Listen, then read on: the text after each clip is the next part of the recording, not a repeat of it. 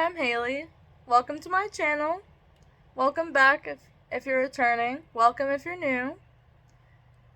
In this video, I will be starting my read-along videos for Emma by Jane Austen.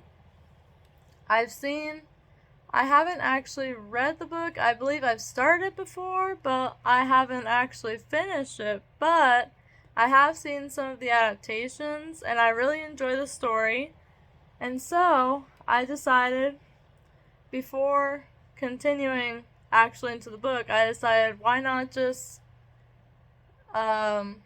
do this book for my channel. So, in this video, we will be starting Emma. We are on Volume 1, Chapter 1. So here is Volume 1, Chapter 1 of Emma by Jane Austen.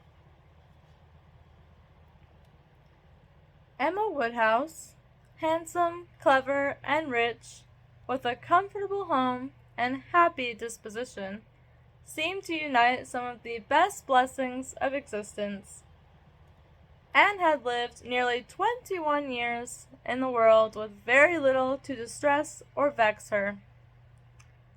She was the youngest of the two daughters of a most affectionate, indulgent father, and had, in consequence of her sister's marriage, been mistress of his house from a very early period. Her mother had died too long ago for her to have more than an indistinct remembrance of her caresses, and her place had been supplied by an excellent woman as governess, who had fallen little short of a mother in affection. 16 years had Miss Taylor been in Mr. Woodhouse's family, less as a governess than a friend, very fond of both daughters, but particularly of Emma. Between them, it was more the intimacy of sisters. Even before Miss Taylor had ceased to hold the nominal office of governess, the mildness of her temper had hardly allowed her to impose any restraint, and the shadow of authority being now long passed away, they had been living together as friend and friend, very, very mutually attached, and Emma doing just what she liked, highly esteeming Miss Taylor's judgment, but directed chiefly by her own. The real evils, indeed, of Emma's situation were the power of having rather too much of her own way, and a disposition to think a little too well of herself. These were the disadvantages which threatened to alloy to her many enjoyments. The danger, however, was at present so unperceived that they did not by any means rank as misfortunes with her. Sorrow came, a gentle sorrow, but not at all in the shape of any disagreeable consciousness.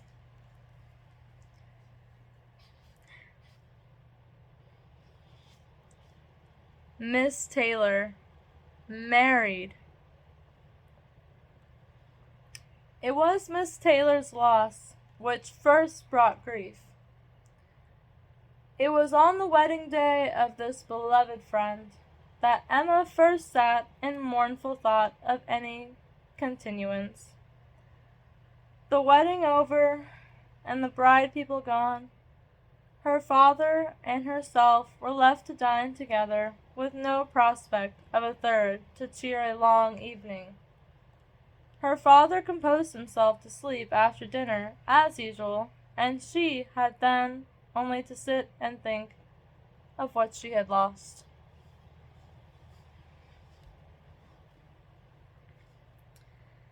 The event had every promise of happiness for her friend.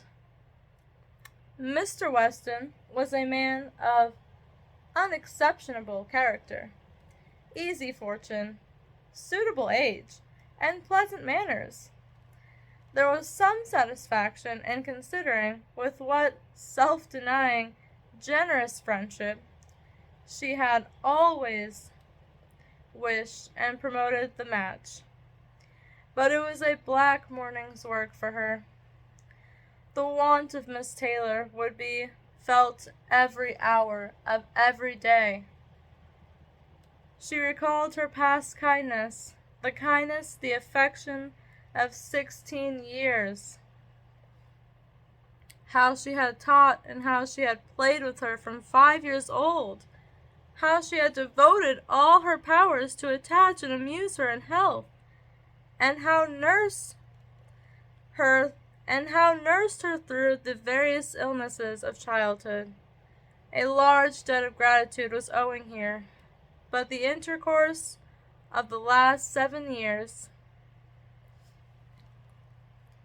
the equal footing and perfect unreserve which had soon followed Isabella's marriage, on their being left to each other, was yet a dearer, tenderer recollection.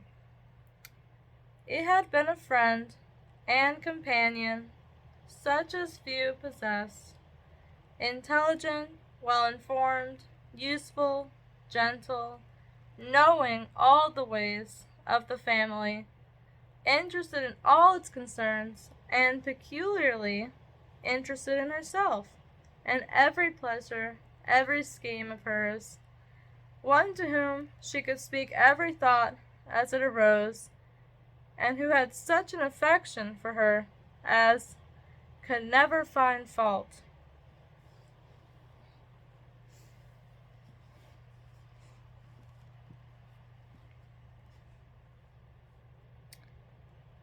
How was she to bear the change?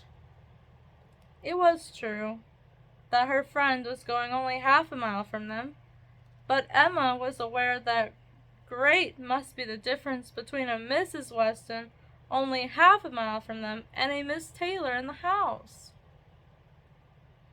And with all her advantages, natural and domestic, she was now in great danger of suffering from intellectual solitude. She dearly loved her father, but he was no companion for her.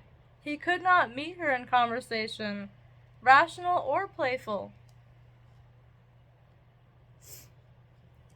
The evil of the actual disparity in their ages, and Mr. Woodhouse had not married early, was much increased by his constitution and habits, for having been a valetudinarian all his life, without activity of mind or body, he was a much older man in ways than in years, and though everywhere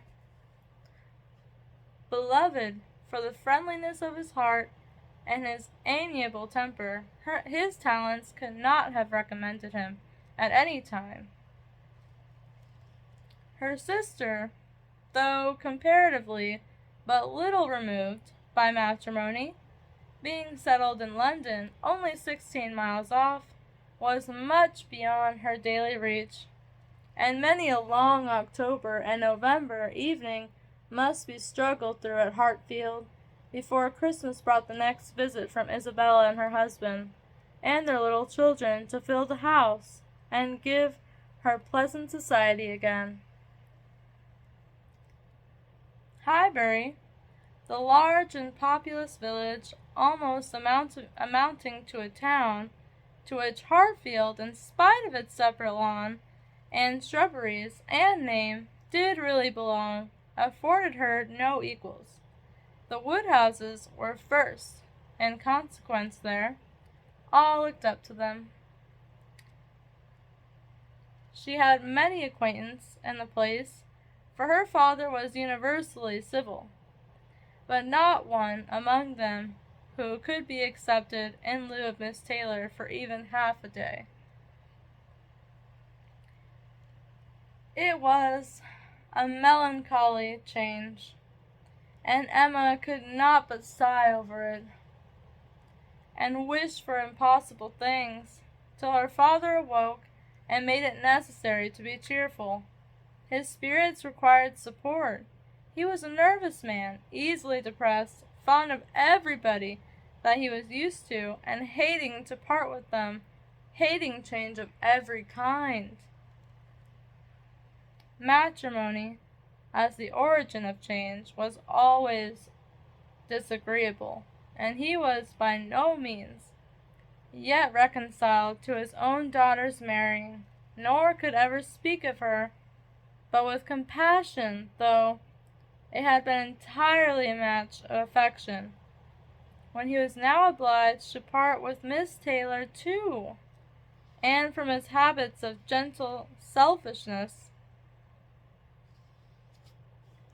and of being never able to suppose that other people could feel differently from himself, he was very much disposed to think Miss Taylor had done as sad a thing for herself as for them, and would have been a great deal happier if she had spent all the rest of her life at Hartfield. Emma smiled and chatted as cheerfully as she could to keep him from such thoughts, but when tea came it was impossible for him not to say exactly as he had said at dinner. Poor Miss Taylor! I wish you were here again. What a pity it is that Mr. Weston ever thought of her. I cannot agree with you, Papa. You know I cannot. Mr. Weston is such a good-humored, pleasant, excellent man, that he thoroughly deserves a good wife.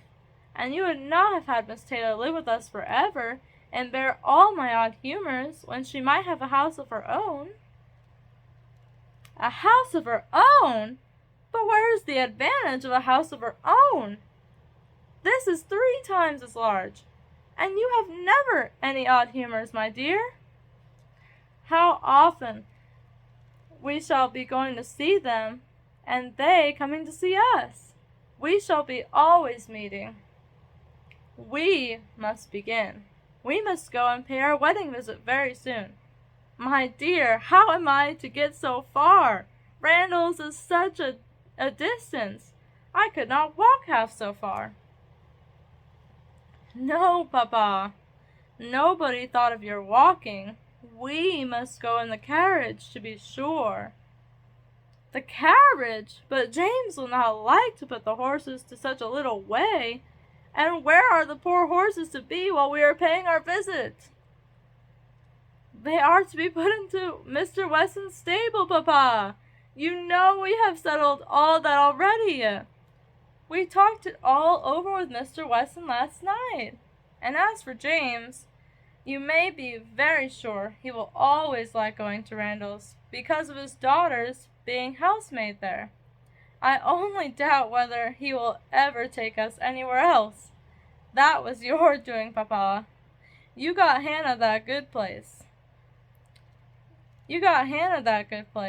Nobody thought of Hannah till you mentioned her. James is so obliged to you. I am very glad I did think of her. It was very lucky, for I would not have had poor James think himself slighted upon any account, and I am sure she will make a very good servant. She is a civil, pretty-spoken girl. I have a great opinion of her. Whenever I see her, she always curtsies and asks me how I do, in a very pretty manner. And when you have had her here to do needlework, I observe she always turns the lock of the door the right way and never bangs it. I am sure she will be an excellent servant, and it will be a great comfort to poor Miss Taylor to have somebody about her that she is used to see. Whenever James goes over to see his daughter, you know she will be hearing of us. He will be able to tell her how we all are. Emma spared no exertions to maintain this happier flow of ideas, and hoped, by the help of backgammon, to get her father tolerably through the evening, and be attacked by no regrets but her own. The backgammon table was placed, but a visitor immediately afterwards walked in and made it unnecessary. Mr. Knightley, a sensible man about 7 or 8 and 30, was not old, was not only a very old and intimate friend of the family, but particularly connected with it as the elder brother of Isabella's husband. He lived about a mile from Highbury, was a frequent visitor, and always welcome, and at this time more welcome than usual, as coming directly from their mutual connections in London. He had returned to a late dinner after some days' absence, and now walked up to Hartfield to say that all were well in Brunswick Square. It was a happy circumstance, and animated Mr. Woodhouse for some time. Mr. Knightley had a cheerful manner which always did him good, and his many inquiries after poor Isabella and her children were answered most satisfactorily. When this was over, Mr. Woodhouse gratefully observed, "It is very kind of you, Mr. Knightley, to come out at this late hour to call upon us. I am afraid you must have had a shocking walk." "Not at all, sir. It is a beautiful moonlight night, and so mild that I must draw back from your great fire. But you must have found it very damp and dirty. I wish you may not catch cold."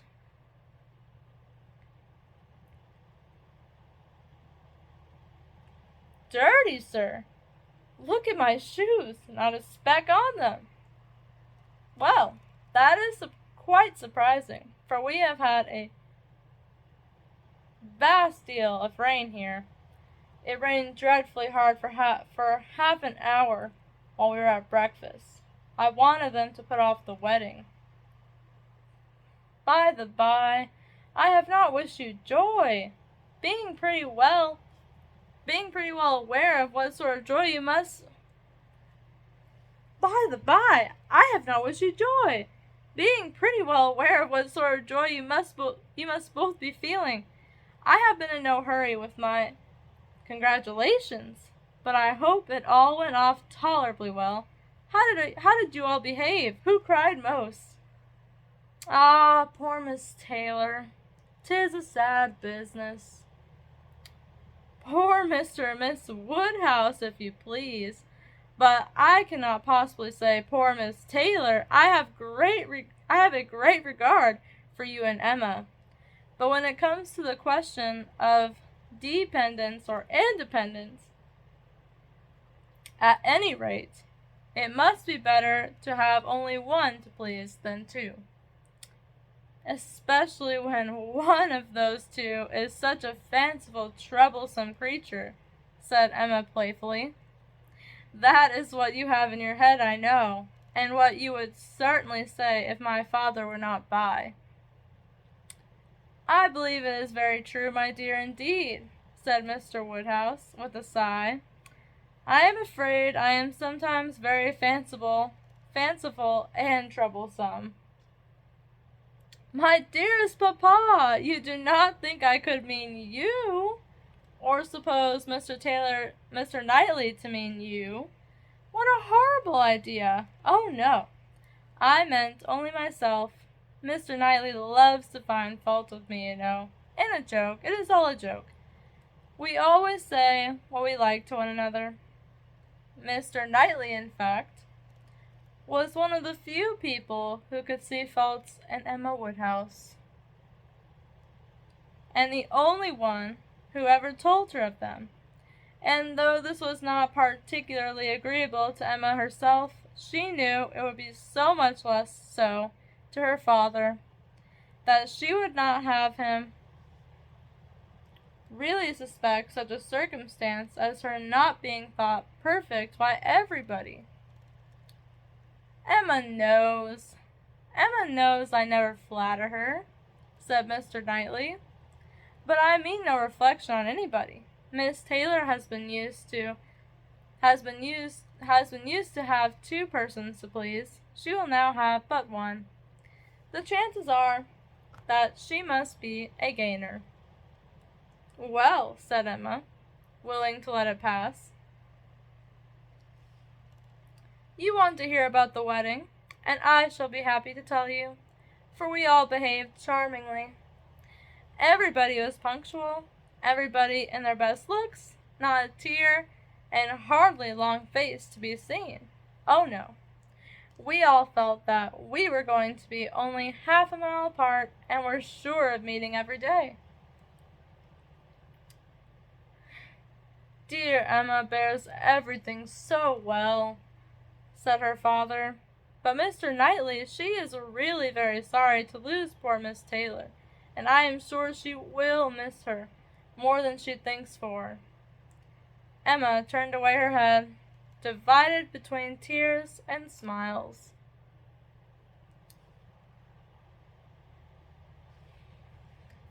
"It is impossible that Emma should not miss such a companion," said Mr. Taylor. "We should not like her so well as we do, sir, if we could suppose it. But she knows how much the marriage is to Miss Taylor's advantage. She knows how very acceptable it must be at Miss Taylor's time of life to be settled in a home of her own, and how important to her to be secure of a comfortable provision, and therefore cannot allow herself to feel so much pain as pleasure. Every friend of Miss Taylor must be glad to have her so happily married." "And have you forgotten one matter of joy to me?" said Emma, "and a very considerable one. That I made the match myself. I made the match, you know, 4 years ago. And to have it take place and be proved in the right, when so many people said Mr. Weston would never marry again, may comfort me for anything." Mr. Knightley shook his head at her. Her father fondly replied, "Ah, my dear, I wish you would not make matches and foretell things, for whatever you say always comes to pass. Pray do not make any more matches." "I promise you to make none for myself, papa, but I must indeed for other people. It is the greatest amusement in the world, and after such success, you know. Everybody said that Mr. Weston would never marry again. Oh dear, no. Mr. Weston, who had been a widower so long, and who seemed so perfectly comfortable without a wife, so constantly occupied either in his business in town or among his friends here, always acceptable wherever he went, always cheerful. Mr. Weston need not spend a single evening in the year alone if he did not like it. Oh no. Mr. Weston certainly would never marry again. Some people even talked of a promise to his wife on her deathbed, and others of the son and the uncle not letting him. All manner of solemn nonsense was talked on the subject, but I believed none of it. Ever since the day, about 4 years ago, that Miss Taylor and I met with him in Broadway Lane, when, because it began to mizzle, he darted away with so much gallantry, and borrowed 2 umbrellas for us from Farmer Mitchell's. I made up my mind on the subject. I planned the match from the hour, and when such success has blessed me in this instance, dear papa, you cannot think that I shall leave off matchmaking." "I do not understand what you mean by success," said Mr. Knightley. "Success supposes endeavor. Your time has been properly and delicately spent, if you have been endeavoring for the last 4 years to bring about this marriage, a worthy employment for a young lady's mind. But if, which I rather imagine, your making the match, as you call it, means only your planning it, you're saying to yourself, one idle day, I think it would be a very good thing for Miss Taylor if Mr. Weston were to marry her, and saying it again to yourself every now and then afterwards, why do you talk of success?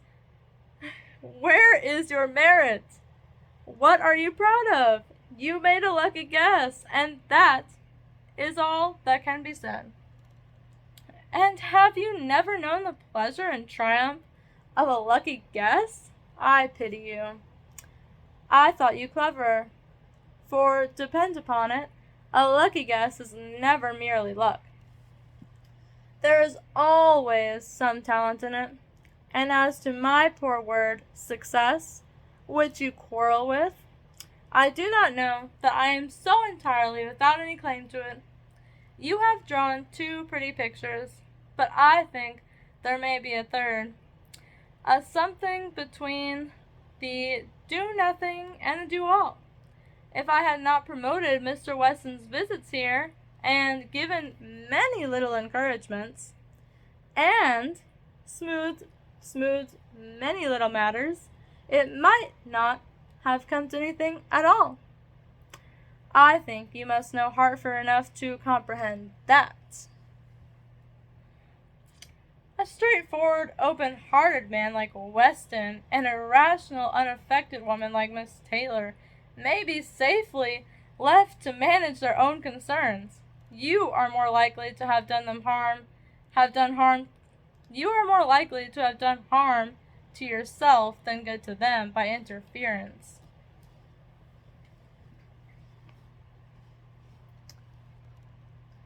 Emma never thinks of herself if she can do good to others,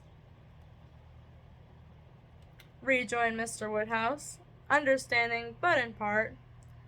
But my dear, pray do not make any more matches. They are silly things, and break up one's family circle grievously. Only one more, Papa. Only for Mr. Elton. Poor Mr. Elton. You like Mr. Elton, Papa? I must look about for a wife for him. There is nobody in Highbury who deserves him, and he has been here a whole year, and has fitted up his house so comfortably that it would be a shame to have him single any longer. And I thought when he was joining their hands today, he looked so very much as if he would like to have the same kind office done for him. I think very well of Mr. Elton, and this is the only way I have of doing him a service.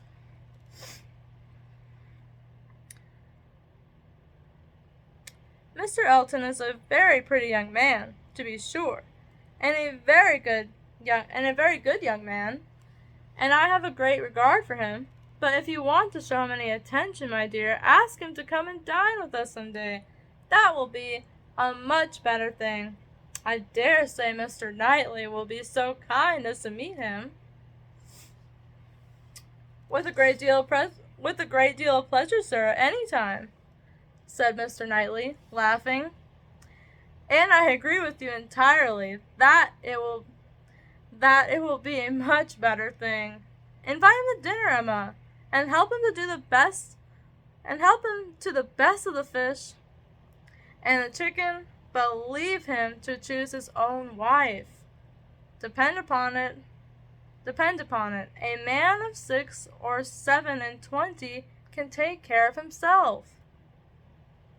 And that, ladies and gentlemen, is Volume 1, Chapter 1 of Emma.